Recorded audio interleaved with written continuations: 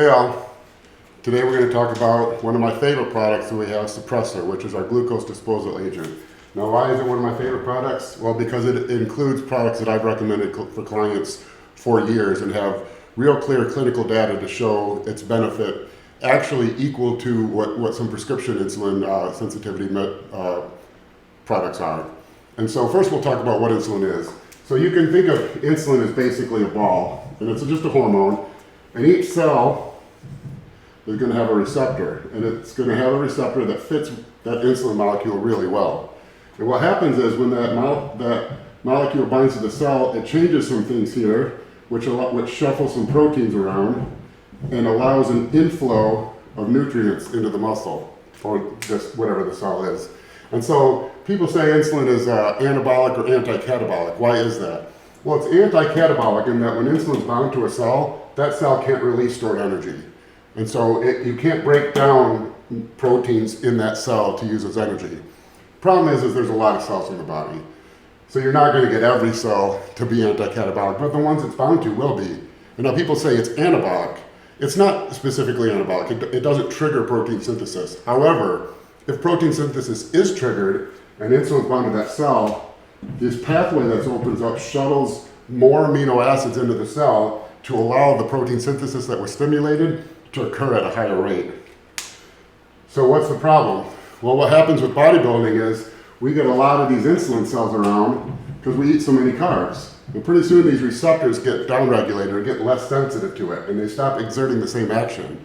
Now historically the way to treat that was a product called metformin, which works. The problem is it works through a pathway called cyclic AMP, which is like an anti-inflammatory process, which is actually counter to hypertrophy, where hypertrophy is essentially an inflammatory process. So metformin works, and it fixes that, and if you have this problem, you need it fixed or you're not going to grow, but the problem is you're slowing muscle growth while that happens. So what's the solution? The solution is berberine.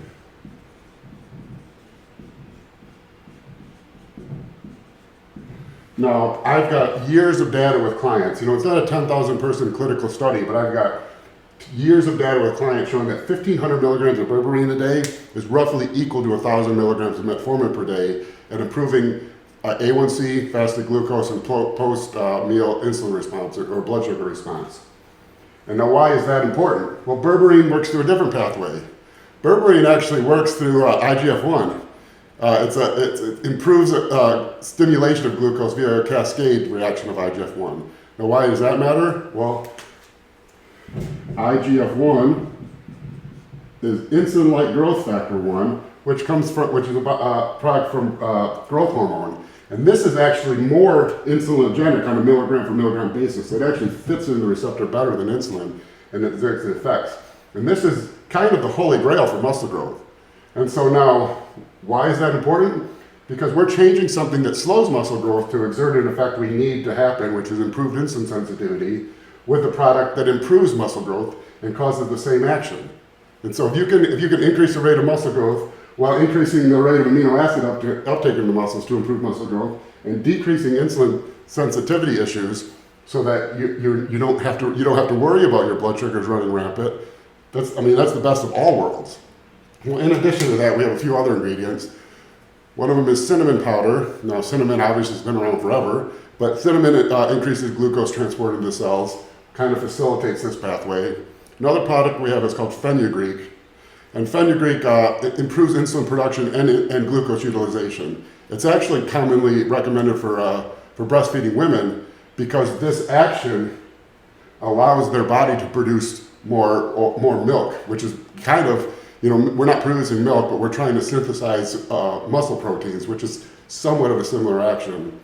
And the fourth product is RALA, which is a recombinant version of ALA, and that reduces oxidative stress and inflammation to improve insulin sensitivity. So we get 4 products, 4 different pathways, all acting on the same one common goal, which is to improve insulin sensitivity, increase amino acid uptake into the muscle, increase muscle growth, improve body composition, and our key one, berberine here, is doing it all while not only not slowing muscle growth, but improving muscle growth. And that's why you want to get Suppressor.